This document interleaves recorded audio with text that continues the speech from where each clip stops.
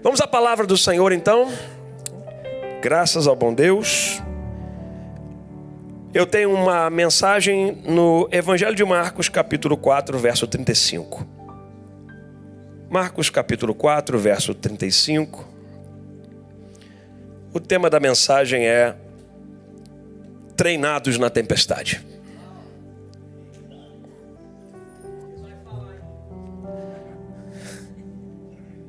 Treinados na tempestade. O texto está em Marcos capítulo 4, de 35 a 41. Diz assim: Ao anoitecer, Jesus disse a seus discípulos: Vamos atravessar para o outro lado do mar? Vamos atravessar para o outro lado do mar? Com ele a bordo, partiram e deixaram a multidão para trás, embora os outros barcos os seguissem. Logo, uma forte tempestade se levantou. As ondas arrebentavam sobre o barco, que começou a encher-se de água. Jesus dormia na parte de trás do barco, com a cabeça numa almofada. Os discípulos o acordaram, clamando: Mestre, mestre, vamos morrer. O Senhor não se importa? Jesus despertou, repreendeu o vento e disse ao mar: Silêncio, aquiete-se. De repente o vento parou e houve uma grande calmaria. Então Jesus lhes perguntou: Por que estão com medo? Ainda não têm fé? Apavorados, os discípulos diziam uns aos outros: Que é este homem? Até o vento e o mar lhe obedecem.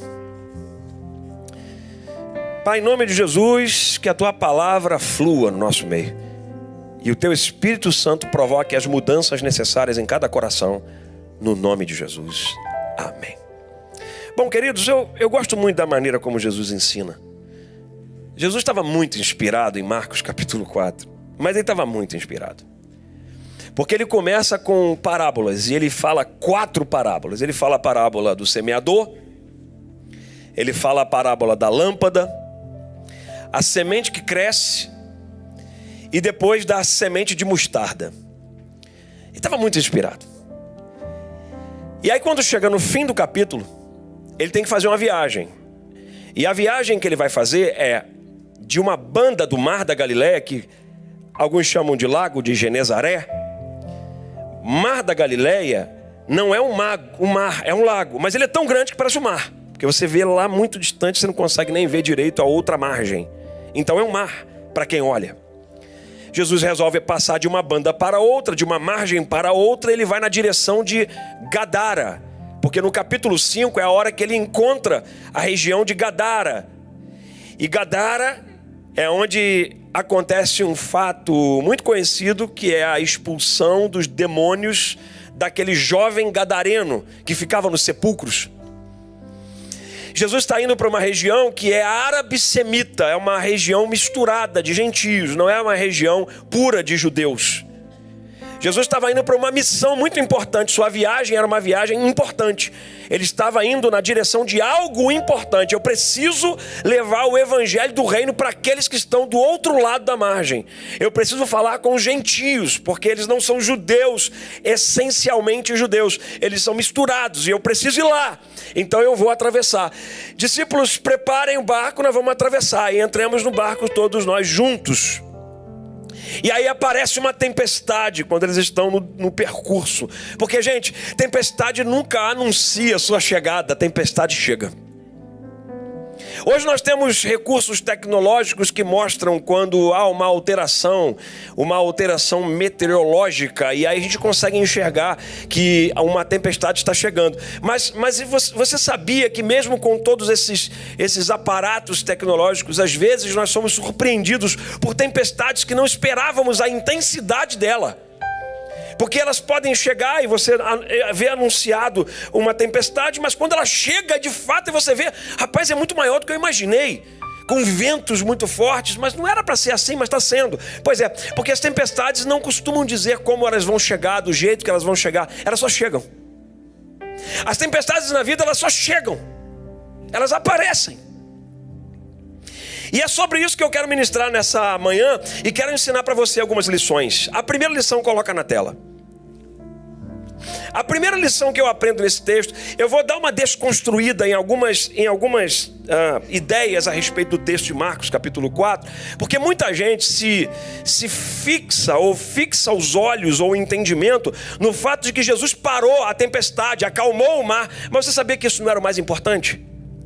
Jesus estava treinando aqueles discípulos, porque depois de falar em 4 parábolas, a ideia é o seguinte: eu preciso treinar vocês, que não é apenas a necessidade, não existe só a necessidade de acalmar o mar, a tempestade, mas também existe a necessidade de aprender a suportar e passar por ela. Tem muita gente querendo acalmar a tempestade, quando Deus está dizendo: você não vai acalmar ela não, filho, você só tem que passar mesmo por ela. Por isso eu vou dar uma desconstruída um pouco no quesito romântico do texto. Porque no quesito romântico do texto, a ideia é... toda vez que tem uma tempestade, eu tenho tanta fé que eu digo: aquieta e tal. E aí, às vezes, a gente começa a gritar no quarto de casa ou na igreja: aquieta a tempestade, eu não quero mais essa chuva tão forte na minha casa, batendo na minha casa. E na verdade, Deus não está ouvindo essa oração, porque Ele está só olhando para você e dizendo assim: filho, eu não posso tirar você da tempestade. Filha, eu não posso tirar você da tempestade. Eu tenho que te ensinar a passar pela tempestade. Acho que você não entendeu, não? A primeira lição está aqui. Atravessar para o outro lado e abandonar a multidão são marcas dos discípulos de Jesus. Eu disse a você que eu vou extrair lições. A primeira lição é essa: atravessar para o outro lado e deixar a multidão para trás são marcas dos discípulos de Jesus. Olha o texto. Marcos capítulo 4, verso 35 e 36. Ao anoitecer, Jesus disse a seus discípulos: vamos atravessar para o outro lado do mar. Com ele a bordo, partiram e deixaram a multidão para trás. Outros barcos, porém, os seguiram. Gente, andar com Jesus é escolher um lado. Andar com Jesus é escolher um lado. Andar com Jesus é passar para o outro lado. É deixar as convicções das coisas terrenas e absorver as convicções das coisas do céu. Isso é andar com Jesus. Tem gente que anda com Jesus, mas quer continuar no lado errado. Tem gente que quer andar com Jesus, mas não se afasta das multidões. Continua influenciado pelos comportamentos, pelos hábitos, por aquilo que influencia negativamente, até na tendência do pecar, da carnalidade, das coisas que não agradam a Deus, dos princípios quebrados. Pessoas querem andar com Jesus, mas querem continuar do lado errado. É incompatível. Jesus está querendo ensinar para aqueles discípulos, em outras palavras: gente, tem hora que é necessário avançar, deixar a multidão. E se não deixar a multidão ela tem o poder de te moldar. Muito cuidado com a expressão: a voz do povo é a voz de Deus. Nunca foi. Nunca foi. Deus nunca pegou um povo inteiro para falar com alguém. Deus sempre pega um homem, um profeta, e fala com o povo. Pelo menos na palavra de Deus que eu conheço é assim. Eu nunca vi lá uma multidão de 3.000 profetizando para um. Nós estamos profetizando. Não, mas eu vejo um profeta profetizando para 3.000. Então, na verdade, muito cuidado quando você não se afasta das multidões das conversas, das multidões das influências, das multidões das ideologias. Tem gente que vem para o evangelho, mas quer continuar adotando as ideologias lá de fora. Só que o evangelho não é ideologia, o evangelho é vida e é graça. E o evangelho é uma pessoa, o nome dele é Jesus. E se você quiser trazer para compatibilizar qualquer ideologia ou qualquer filosofia com Jesus, não vai dar certo. Porque a palavra de Jesus é o verbo vivo que se fez carne. Não há como você adotar uma ideologia para comparar o evangelho. Evangelho é evangelho, ideologia é ideologia. Ideologia é para a terra, o evangelho é para o céu. Ideologia é para os homens, os ímpios. O evangelho é para os salvos, os santos. Você está enganado com o evangelho. O evangelho não é isso que pintaram para muitos, querendo comparar ele com as filosofias que estão aí fora, humanistas, de religiões. O evangelho está acima de religiões. O evangelho é o próprio Deus na terra encarnado, falando e mostrando o caminho que é apontado para o Pai e para o Criador. O outro lado, gente, representa abrir mão daquilo que é incompatível com o evangelho. Esse é o outro lado. Eu tenho que escolher um lado. Olha em Hebreus no capítulo 1. No capítulo 12, verso 1. Olha que texto interessante.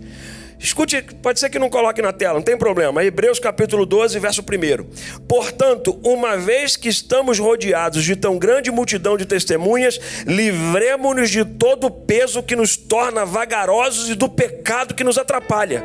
E corramos com perseverança a corrida que foi posta diante de nós.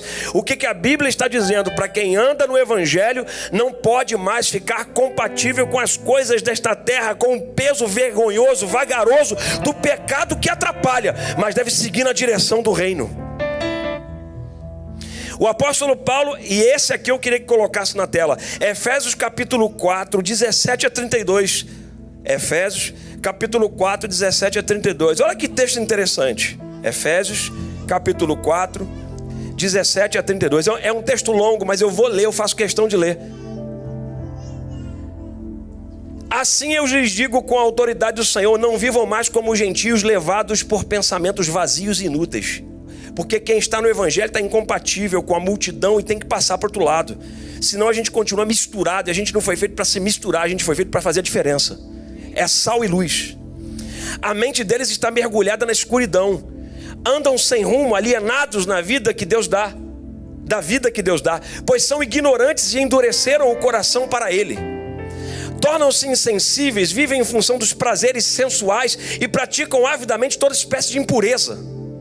Mas não foi isso que vocês aprenderam de Cristo. Ou seja, precisa passar para outra margem. Uma vez que ouviram falar de Jesus e foram ensinados sobre a verdade que vem dele, pode passar, meu filho. Livrem-se da sua antiga natureza e de seu velho modo de viver, corrompido pelos desejos impuros e pelo engano. Deixem que o Espírito renove seus pensamentos e atitudes, e revistam-se de sua nova natureza, criada para ser verdadeiramente justa e santa como Deus. Portanto, abandonem a mentira e digam a verdade a seu próximo, pois somos todos parte do mesmo corpo. Paulo está dizendo: passa para o outro lado. Você não pode continuar no meio da multidão.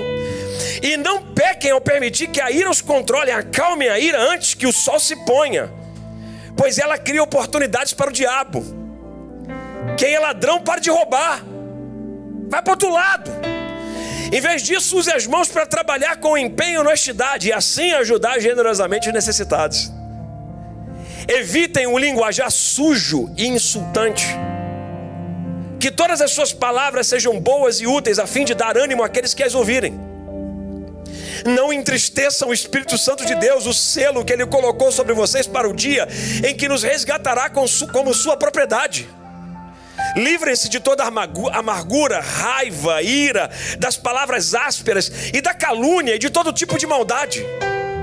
Em vez disso, sejam bondosos e tenham compaixão uns dos outros, perdoando-se como Deus os perdoou em Cristo. Eu se fosse você, dava um aplauso por essa palavra de Paulo. Dá um aplauso. Isso aqui é o outro lado. O evangelho exige distanciamento das massas. Ou você anda de acordo com o evangelho, ou você vai andar de acordo com a forma do mundo. Mas transformai-vos segundo a renovação do vosso entendimento, para que experimenteis qual seja a boa, perfeita e agradável vontade de Deus. Se a gente realmente quer andar com Jesus, se a gente realmente quer seguir Jesus, tem que passar por outro lado e deixar as multidões. Segunda lição. Os 3 níveis de desafios: tempestade, ondas arrebentando e água entrando. Eu quero nessa lição te mostrar aqui, pelo texto de Marcos capítulo 4, 37, logo uma forte tempestade se levantou, as ondas arrebentavam sobre o barco, que começou a encher-se de água. 3 níveis de desafios que eles estão enfrentando. Primeiro, eles saem da banda, vão para outra, deixam a multidão, e agora eles estão no mar, e aí sobre eles vem tempestade, ondas arrebentando. A arrebentação da onda, a batida da onda era no barco. Pum, pum. E aí, obviamente, a água começa a entrar. Com essa lição eu aprendo que andar com Jesus e obedecer a palavra dele. Vamos lá, gente, vamos atravessar para o outro lado. Eles estão debaixo de um comando de Jesus, sim ou não? Mas só que eles atravessam e a tempestade vem. Aí eu aprendo uma lição, claro, é lição. Andar com Jesus não nos isenta das tempestades da vida. Bem-vindo ao clube. Não nos isenta dos dias, não nos exclui dos dias de perigo. E nem dos dias em que as ondas batem com força. E elas batem. Tem um ditado mundial. Diz assim: mar calmo nunca fez bom marinheiro. Quem foi da Navy aqui, da Marinha? Alguém da Marinha aqui? Já foi da Marinha, do Brasil, de algum país? Ninguém, gente? Rapaz, não temos marinheiros. Ah, então pastor Batalha tem um filho que é da Navy, aqui dos Estados Unidos, é isso? Da Marinha. É do Marine. Ah lá, tem gente lá atrás, ó, o Marcos, glória a Jesus, militares. Mar calmo nunca fez bom marinheiro. O mar precisa aparecer na nossa vida de vez em quando, trazendo um agito, que é para nos forjar como nós devemos nos comportar nas nossas próximas fases da vida. Só a calmaria, gente, nos leva para relaxamento. Por isso que de vez em quando a vida é isso aí, a vida como ela é. Tem gente que não cresce e nem se desenvolve, porque quando encontra esses desafios, foge. Por isso o texto aqui não é sobre acalmar o mar. O texto aqui é sobre suportar a tempestade. O acalmar o mar aqui foi misericórdia de Jesus, você sabia disso? Eu vou falar para você daqui a pouco sobre isso. O acalmar o mar foi misericórdia de Jesus, porque na verdade ele estava ensinando outra coisa para os discípulos. Eu ensinei vocês sobre muitas coisas, eu ensinei 4 parábolas que são muito importantes, e agora vamos aprender na prática? Vamos, venham comigo, obedeçam a minha voz, obedeço. Aí eles vão. Quando chega lá no meio do mar, tempestade. Peraí, Jesus, mas estava tão bonitinho, ouvindo aqui 4 parábolas lindas, e agora ele de repente manda a gente para o mar, e no mar acontece uma tempestade. Poxa, Jesus. Pois é, porque o andar com Jesus não nos isenta das tempestades da vida. Ele está ensinando. Tempestades, algumas nós buscamos abrigo, mas outras nós passamos mesmo. Umas nós buscamos abrigo, mas outras nós passamos mesmo. Tem que passar, tem que aguentar. Até no momento do abrigo é esperar ela passar. Não tem o que fazer, então procura abrigo. Mas tem aquelas que não tem nenhum abrigo para você encontrar. Aí você tem que passar por elas mesmo. Tem ondas que vão arrebentar, mas que vão provar nossa resistência. Porque muitas vezes nós estamos ainda débeis, fragilizados. E aí as ondas batem para nos fazer um pouco mais fortes. As palmeiras são treinadas no vento, gente. E elas envergam, mas não quebram. Então Deus também está nos treinando, nos capacitando para enfrentar todas as fases da vida. E por isso que na sua vida, de vez em quando, um desafio bate bastante. Mas esse bater bastante é assim, ó: eu estou treinando você para ser mais resistente. É verdade. Tem água que entra no barco, mas a água que entra no barco é para ensinar a administrar a crise. Porque quando a água está entrando, é a hora de todo mundo trabalhar para administrar o problema. Você sabia que quem anda com Jesus precisa aprender a administrar a sua vida? Quem não administra o barco da sua vida, de fato, quando as ondas baterem e as águas entrarem, vai sucumbir. Então é muito importante que você entenda o poder do evangelho de organizar a sua vida. Às vezes a nossa vida anda muito desorganizada. E a gente começa a culpa a esposa, culpa o marido, culpa a economia, culpa o país. Muda de país, mas não muda de problema. Por quê? Porque não aprendeu a administrar as crises. Não é uma moeda que vai mudar a sua história. O que vai mudar é o quanto o evangelho está sendo praticado por você. That's it. Não é uma moeda que vai mudar a economia da sua casa. O que vai mudar a economia da sua casa é o quanto você aprendeu a administrar com os princípios que Deus te deu. É isso que faz a diferença. Eu não gosto do evangelho burro, medíocre, não. Eu aprendi o evangelho inteligente. O evangelho do Jesus gestor e do Jesus Senhor. Porque nós, às vezes, por causa das nossas mazelas do passado cultural, por causa da cultura medíocre que muitos de nós fomos inseridos, a gente às vezes pega esse evangelho medíocre para nós, ou melhor, desenha o evangelho medíocre para nós. É o evangelho da miséria, é o evangelho da inferioridade, é o evangelho da insegurança, é o evangelho só do dinheiro, é o evangelho só do bem-estar, só para eu. Então eu oro, eu peço, eu clamo, eu quero. E o evangelho ele é muito além disso. O evangelho é a organização completa da vida, gente. O evangelho completa tudo em nós. O evangelho organiza nossos filhos. O evangelho organiza nossa casa. O evangelho organiza nossa igreja. O evangelho organiza nossa mente, organiza nossas finanças. O evangelho organiza tudo. Você só precisa deixar. O nosso problema é que nós não deixamos o evangelho entrar em nós, porque nós queremos só porções do evangelho, mas não deixamos o evangelho entrar por inteiro. Gente, isso é para todos nós. Eu estou me incluindo, porque eu também sou igual a você. E de vez em quando eu quero só uma porção do evangelho, uma parte dele, que é a parte que está melhor para mim, mas eu não quero aquela parte do cordeiro que é a pior de comer. Porque Deus, quando diz a Israel, olha, vocês vão sacrificar o cordeiro na Páscoa, manda eles comerem o cordeiro por inteiro, inclusive com as vísceras. Era tudo. Vai comer com tudo. Porque o evangelho é assim, filho. Você não pode escolher só o lombo, só o filé mignon. Você tem que escolher até aquilo que não te agrada, mas que vai te fazer bem. Ah, glória a Deus por isso. Por isso eu amo o evangelho, o evangelho de verdade, o evangelho inteligente, o evangelho que é uma pessoa e o nome dele é... Você pode celebrar dando um aplauso para Jesus pelo evangelho que ele é. Então hoje você vai encarar de frente a tempestade. Você não vai fugir. Porque só tem recompensa quem avança no meio da tempestade. Esta é uma palavra para dizer para você: as tempestades sempre virão, mas se você tiver a nobreza de suportar no meio da tempestade, você vai ver que o resultado vai ser muito bom. Muito bom. Terceira lição. Ele se importa tanto que está no barco. Eu não precisava nem distinguir mais nada aqui com este tema, mas eu preciso só falar umas coisas para você. Ele se importa tanto que ele ainda está no barco. Ele continua no barco. Ele podia ter entrado depois, porque ele podia ter dito para os discípulos assim: vão e eu encontro vocês lá do outro lado, porque ele tem todo o poder para andar sobre as águas. Então ele podia andar sobre as águas, ele podia voar, ele podia teleportar, sair daqui e aparecer do outro lado. Ele é Deus. Mas ele não fez isso. Ele resolveu ir junto. E ele deita no barco, ele está junto no barco, ele vai balançar junto. Ele balança junto, ele está balançando junto com você. Nas suas crises emocionais, ele balança junto com você. Quando você chora, ele chora junto com você. E pode ser até que pareça que ele está dormindo, mas ele está vendo tudo.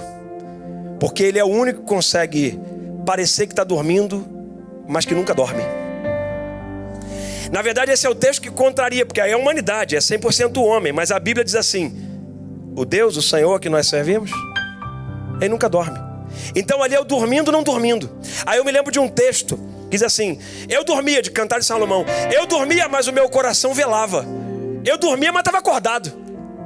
É exatamente Jesus no barco na tempestade. Ele está dormindo, mas está acordado, porque ele não dorme. Então assim, quando você chorar, ele chora contigo. Quando apertar, aperta para ele também. Quando você pedir socorro, ele vai estar bem ali perto de você. Quando você encontrar aqueles dias tão nebulosos e cinzas, escuros, ele vai estar lá também. Porque ele não sai do barco, ele resolveu entrar no barco junto. Ele poderia só assistir a cena, mas ele resolveu ser coadjuvante, protagonista, participante.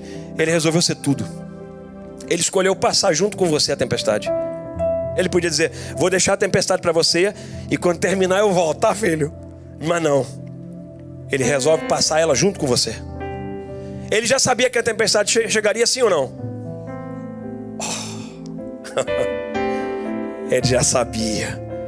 Por isso ele está dormindo. Ele se importa tanto que a palavra dele está aqui para moldar o teu coração nessa manhã. Tem gente que tem Jesus no barco, mas ele passou a ser apenas uma figura tão distante. Jesus no barco estava dormindo. Alguém pode dizer, pelo fato dele ser Deus, é possível ele dormir na tempestade, porque ele sabia que ia ficar tudo bem, então ele dormiu mesmo, porque ele é Deus. Mas na verdade, ele estava passando pela tempestade junto com os discípulos. Quando alguém te vê naqueles dias de temporal, em vez de você dizer assim, eu estou cheio de problema, olha para a pessoa e diga para ela, eu estou passando pela tempestade. Eu estou passando pela tempestade. Eu estou passando pela tempestade. Eu estou passando pela... Você está me vendo? Eu tô enfrentando a tempestade. Eu estou passando pela tempestade. Eu estou avançando no meio da tempestade. É possível dormir, descansar, ter paz, mesmo nos dias de tempestade? Claro que é. Por isso que a minha oração agora, nos próximos segundos, eu vou orar aqui durante os próximos segundos, é para que você tenha paz no meio dessa tempestade que você está enfrentando. Feche seus olhos. Nos próximos segundos, uma presença e uma unção de Deus vai trabalhar no coração do povo do Senhor aqui nessa manhã. Senhor, eu creio agora que venha sobre os teus filhos a paz que faz dormir, a paz que faz descansar no meio da tempestade. Quando faltar recurso, eles vejam que há paz. Quando faltar saúde, das tempestades da saúde, que eles vejam que há paz. Descansa o coração do teu povo, Deus. Descansa o coração do teu povo. Mesmo nas maiores dores aqui nessa manhã, nesses próximos segundos, uma visitação extraordinária do teu Espírito Santo.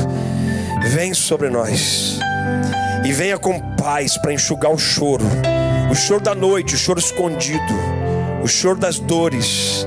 O choro das tristezas, dos impactos, das palavras negativas, das palavras maldosas, da distância, da dor da saudade, daquilo que não podemos resolver agora, do que não podemos arrumar agora. Deus, venha a paz sobre nós. Nos próximos segundos, a paz que cura, a paz que limpa, a paz que transforma, a paz que excede todo entendimento, a paz que faz dormir quando tudo está agitado, a paz que faz deitar a cabeça nas almofadas e nos travesseiros, mas em saber da certeza que Deus tem cuidado de nós todos os dias e não tem faltado a tua mão de poder e a tua mão de alívio. E quando nós pensamos que tudo vai dar errado e nós calculamos que daria certo, mas aí começa a dar tudo errado, e aí nessa hora vem a paz. Vem a paz. A paz. Oh Deus, desfrute dessa paz. Desfrute dessa paz.